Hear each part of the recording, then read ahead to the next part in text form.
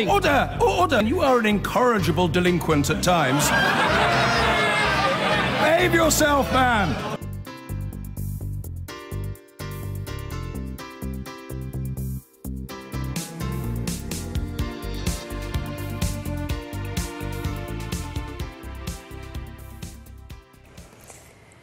Hundreds of the country's biggest employers have been criticised for having a sometimes significant gap between the average earnings of women and men. While male and female employees in similar roles may have equal pay, more men have senior, highly paid roles, leading to some eye-watering differences. Sally Lockwood reports.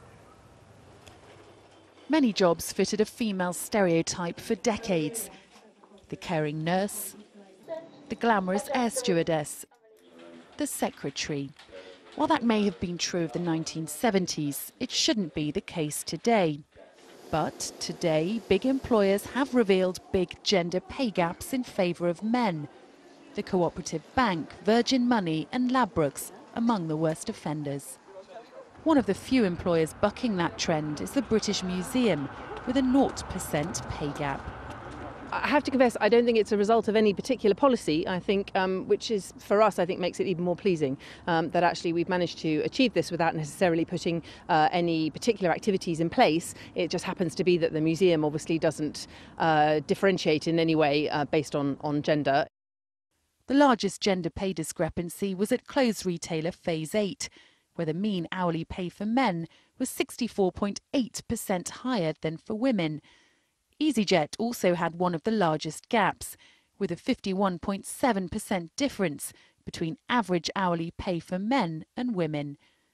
Cambridgeshire Police, though, a notable exception, with women's average hourly wage 12.9% more than men. The gender pay gap is different to equal pay, which compares the salaries of men and women doing the same job. The disparity here comes from many companies who have too few women in senior roles where the pay is higher. And that's really the point. Women make up around half of the working age population, but are they still being typecast in lower paid roles? Sarah Champion was the MP who brought forward a bill to make it statutory for companies to disclose their gender pay gap. The frustration we have at the moment is this is only for companies with over 250 employees. It's not looking at like-for-like roles either. What we need to be doing going forwards is making sure that everybody feels comfortable that what they're getting paid is fair, because that's how you keep a motivated workforce. An inherently male world, the military has revealed a pay gap of just 0.9% lower for women, while EasyJet, with one of the largest gaps, says it's because just 6% of their pilots are women, compared to 69% of its cabin crew. And there's been some criticism of the way the data has been presented. Well, the problem with this data is that it actually doesn't compare equal pay for equal work. So, for example, like-for-like jobs. If we look at, for example, the EasyJet example, it's comparing pilots' pay where significantly fewer amount of women are pilots compared to cabin crew pay. So obviously you're going to get these massively headline figures that are really not very helpful in the debate. With all large companies required to publish their gender pay gap by April, it's expected this debate will continue to escalate until the gender pay gap levels off. Sally Lockwood, Sky News, Chesterfield. Women are still earning less than men at many major firms, including Ladbrokes, EasyJet and Virgin Money. Their hourly pay is substantially lower than men's. Soon we'll get the full picture. All companies employing over 250 workers must publish their gender pay figures by April.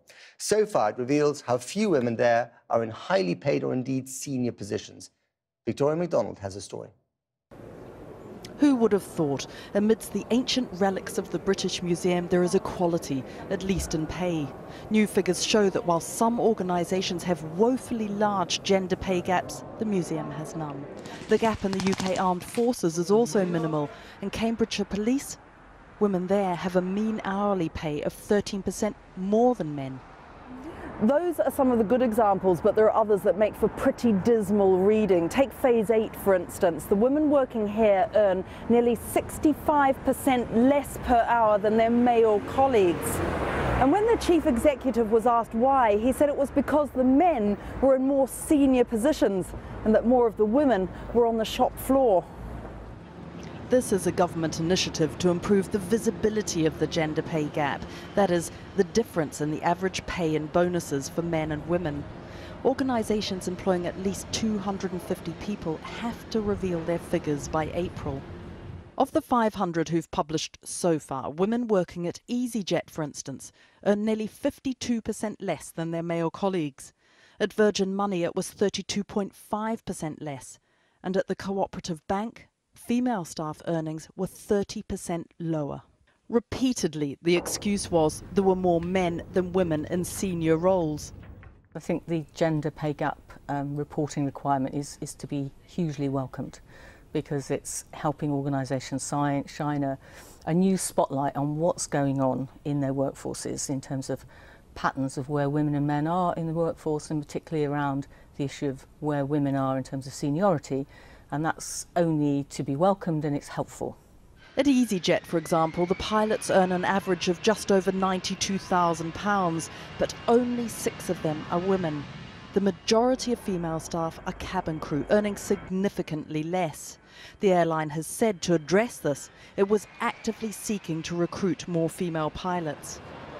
An entirely different matter, of course, and what these figures don't show is equal pay, where men and women are supposed to be, but often aren't, paid the same for doing the same job.